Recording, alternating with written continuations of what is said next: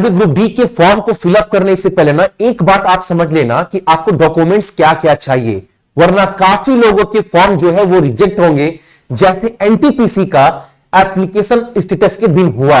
देखो इस वीडियो में जो भी मैं बता रहा हूं, अगर इतना डॉक्यूमेंट्स आपके पास है तो आपका फॉर्म जिंदगी में रिजेक्ट नहीं होगा। लेकिन एक बात याद रखना, हर साल फॉर्म निकलता है, इस साल भी आरआरबी ग्रुप डी का फॉर्म निकला, लेकिन मैंने ये रखता है कि आपका सिलेक्शन कब होगा। ये बात ना मैं आपके एग्जाम होने से लगभग 7 महीने पहले बता रहा हूं कि देखो आपके पास कम से कम 7 महीने का समय है एग्जाम की तैयारी करने के लिए।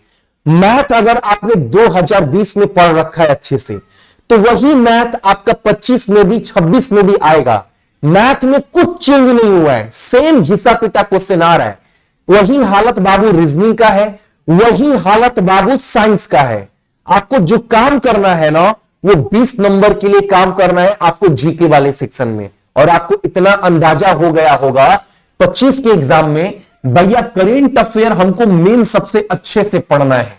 ठीक है, देखो डॉक्यूमेंट्स आपको क्या कहते हैं। सबसे पहला बात, आपका जो अंतिम तिथि है फॉर्म फिलअप करने का वो 2 मार्च है। सबसे पहले दिमाग में ये रखिएगा, क्योंकि इस 2 मार्च से ना आपका डॉक्यूमेंट्स बहुत जुड़ा हुआ है। दूसरी बात याद रखना, ये सबको पता है, मैं बार बार दिखा रहा हूं कि मैक्सिमम बच्चों को ना उम्र में डाउट है।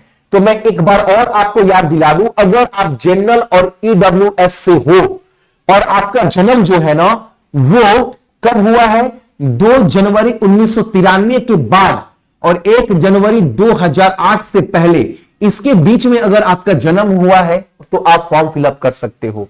लेकिन अगर आप ओबीसी से हैं तो 2 जनवरी 1990 के बाद और 1 जनवरी 2008 से पहले, यानी इसके बीच में हो तो आप ये फॉर्म 100% फिलअप कर सकते हो। अगर बात करें एससी एसटी को लेकर तो 2 जनवरी 1988 के बाद और 1 जनवरी 2008 के पहले, इसके बीच में हो तो आप ये फॉर्म फिलअप कर सकते हैं। तो एज को लेकर आपको डाउट नहीं होगा। अपना एक बार डॉक्यूमेंट्स निकालो, एज मिला लो कि आप इसके अंतर्गत आते हैं कि नहीं आते हैं अपने कास्ट के अकॉर्डिंग, तो आप ये फॉर्म फिलअप कर पाइएगा। किसी से कुछ पूछने का दरकार नहीं है।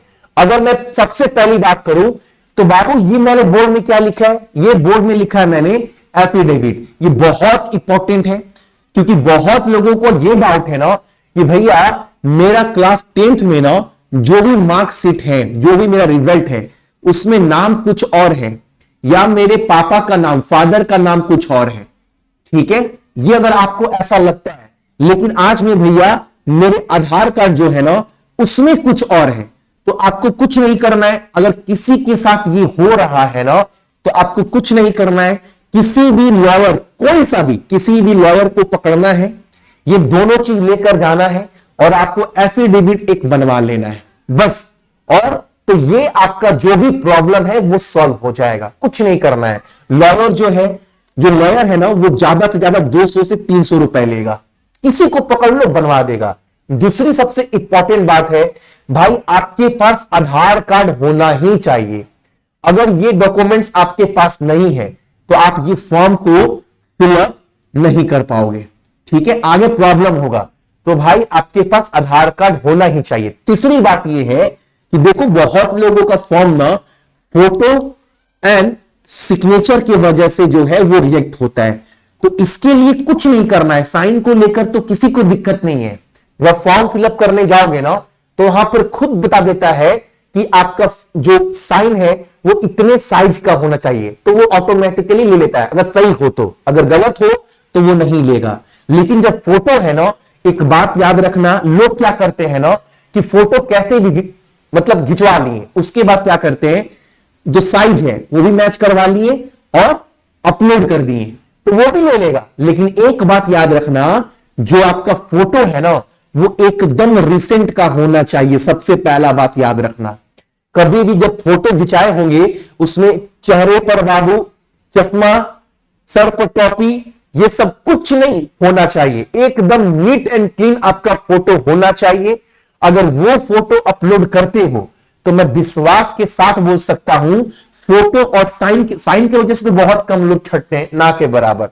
तो फोटो में भी आपको कोई बाहर नहीं निकाल सकता है। ठीक है, और सबसे जो इंपॉर्टेंट बात है, आपका कास्ट सर्टिफिकेट, अगर आप एससी से हो, एसटी से हो या ओबीसी से हो, तो सबसे पहला बात याद रखना, मैं एक बात, बहुत लोग बोलते हैं कि 1 साल 1.5 साल 2 साल का सर्टिफिकेट चाहिए। सबसे पहले बात याद रखना, एसटी एससी का ना सर्टिफिकेट बाबू एक ही बार बनता है, तो इनको दोबारा बनवाने का दरकार नहीं है। जो भी आपके पास है आप उसी पर आपको फॉर्म जो है वो फिलअप करना है, ठीक है। ये दिमाग में डाउट क्लियर रखना। अगर आप ओबीसी से हैं तो एक डेट लिख रहा हूं, देखो जो आपका अंतिम डेट है फॉर्म फिलअप करने का वो कब है, तो वो 2 मार्च 2026 है। तो इससे ठीक 1 साल पहले का आप अनुमान लगा लो, यानी मानकर चलो 1 मार्च 2025, इसके बीच का ना आपका कास्ट सर्टिफिकेट, इसके बीच का जो है वो कास्ट सर्टिफिकेट होना चाहिए। ये दिमाग में बात रखना है। जितने भी ओबीसी वाले भाई बहन देख रहे हैं स्पेशली उनको बता रहा हूं, ठीक है। अब देखो कुछ लोगों का सर्टिफिकेट जो है ना वो कब बना है, वो मान लो 2024 में बना है, उन्होंने रिन्यू नहीं करवाया है, तो आप बाबू अगर इस पर फॉर्म फिलअप करेंगे ना तो आपका फॉर्म रिजेक्ट हो जाएगा। तो आपको वो कास्ट सर्टिफिकेट ना रिन्यू करवाना है, ठीक है, उसको आपको रिन्यू करवाना पड़ेगा, ठीक है। बहुत बार क्या होता है, कोई बोलता है ना एक काम करो ना, तुम ओबीसी के अंतर्गत आते हो ना, तुम्हारे पास कास्ट सर्टिफिकेट नहीं है ना, फॉर्म डाल दो, भर दो फॉर्म, ठीक है। जब डॉक्यूमेंट वेरिफिकेशन होगा तब बनवा लेना। भाई फॉर्म रिजेक्ट हो जाएगा, आप फॉर्म ही फिलअप नहीं कर पाओगे, ठीक है। तो किसी का मत सुनो, अभी भी आपके पास 1 महीने का समय है, 10 से 12 दिन या 20 दिन ज्यादा से ज्यादा आपका भाई डॉक्यूमेंट्स बन जाता है। कहीं पर भी आप ब्लॉक जाओगे, अगर आप गांव वगैरह में हैं तो ब्लॉक जाएंगे, वहां से जाति निवास सबसे पहले बना लीजिएगा। और आपका जो इनकम सर्टिफिकेट है, सबसे पहले कास्ट सर्टिफिकेट बनाने से पहले आपको 3 चीज चाहिए। एक तो जाति आपका क्या है, निवास क्या है, उसके बाद क्या है बाबू आपका इनकम सर्टिफिकेट, उसके बाद आपका बाबू ओबीसी का सर्टिफिकेट जो है फाइनल बनेगा। तो ये 3 चीज आपका बाबू ब्लॉक से बन जाएगा, जहां पर भी आप रहते हो वहां से ये बनाने के बाद आप जब अप्लाई करोगे फाइनल के लिए, फाइनल सर्टिफिकेट के लिए ना, तो वो रेलवे वाले फॉर्मेट में होना चाहिए, या फिर बोल सकते हो सेंट्रल वाले फॉर्मेट में होना चाहिए, जिस पर डिस्ट्रिक्ट कलेक्टर का बाबू डीएम का साइन होता है। आप समझ रहे हो मैं क्या बोल रहा हूं।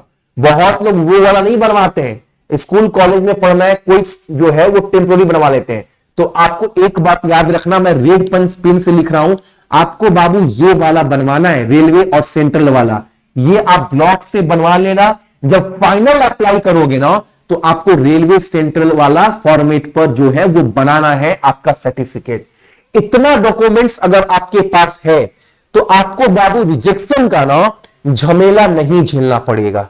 ये मैं लिखकर बोल रहा हूं, और कुछ नहीं चाहिए। एक बात और याद रखिएगा, देखो आपका अभी 2 मार्च है, मान लो अप्रैल, मान लो आपका एनटीपीसी का एग्जाम होगा, मई जून, मान लो बाबू आपका एग्जाम ना, मैं आज भी बोल रहा हूं बहुत जल्दी अगर रेलवे बहुत हड़बड़ी भी कर रहा है ना तो जुलाई अगस्त में आपका एग्जाम हो सकता है। बहुत जल्दी अगर करे तो फिर भी आप सोच लो आपके पास समय कितना है, ठीक है। अच्छे से पढ़ो, मैंने आपको यह भी बता दिया है, मैंने रिसेंट में 25 में जितने भी पेपर आए हैं, एनटीपीसी हो, एएलपी हो, टेक्नीशियन हो, बाबू हर पेपर खोलकर देखा है। ग्रुप डी का सवाल ना एकदम घिसा पीटा वही सब आ रहा है, तो ग्रुप डी में आपको किसी को भी कोई दिक्कत नहीं होगा। अगर मैं बात करूं रीजनिंग का ना, तो रीजनिंग में भी किसी को कोई दिक्कत नहीं होगा, जो नोट्स आपके पास है उसी से पढ़िए। अगर साइंस की बात करूं वही चीज है, आप वही चीज पढ़िए, कुछ दिक्कत नहीं है। मेन प्रॉब्लम बाबू करेंट अफेयर, जिसको ये लोग जनरल अवेयरनेस बोल रहा है, इसको आपको बहुत अच्छे से पढ़ना है, क्योंकि ये 20 नंबर कवर कर रहा है, ठीक है। अगर मेरे पास पैटर्न होगा तो मैं आपको दिखा पाऊं, ये वाला पैटर्न रखे भी है, देखो आप देखो ये वाला, और टारगेट लेकर चलना आप सभी लोग कि मैथ और रीजनिंग ये दोनों मिलाकर ना मुझे 50 नंबर किसी भी कीमत पर उठाना है, ये टारगेट आपका होना चाहिए। और करेंट अफेयर इतने अच्छे से पढ़ो ना कि आपका 12 से 13 नंबर यहां पर आए। इसके लिए मैंने बता भी दिया है, 2025 का जितना भी करेंट अफेयर रेलवे पूछा है उसको सबसे अच्छे से पहले पढ़ो, क्योंकि लगभग मैंने आपको 2500 क्वेश्चन प्रोवाइड करवाया है, वो भी वो क्वेश्चन जो रेलवे के द्वारा पूछा गया है, तो अगर आप उसको भी कवर कर लेते हैं, प्लस अभी जो ग्रुप डी का एग्जाम हुआ 25 में, उसका भी मैं प्रोवाइड करवा दूंगा। अगर सिर्फ जो रेलवे पूछा है, सिर्फ अगर आप वो अच्छे से पढ़ लोगे ना, तो 25 पूरा आपका अच्छे से कवर हो जाएगा। 26 में न्यू पैटर्न जैसा रेलवे पूछ रहा है वैसे कवर करवा रहा हूं, तो ये आपका खत्म। साइंस बाबू घिसा पीटा आ रहा है, आपके पास जो भी किताब है, जो भी नोट्स है, पढ़िए। आप देखोगे यहां से भी 25 में 12-13 नंबर आराम से स्कोर हो गया।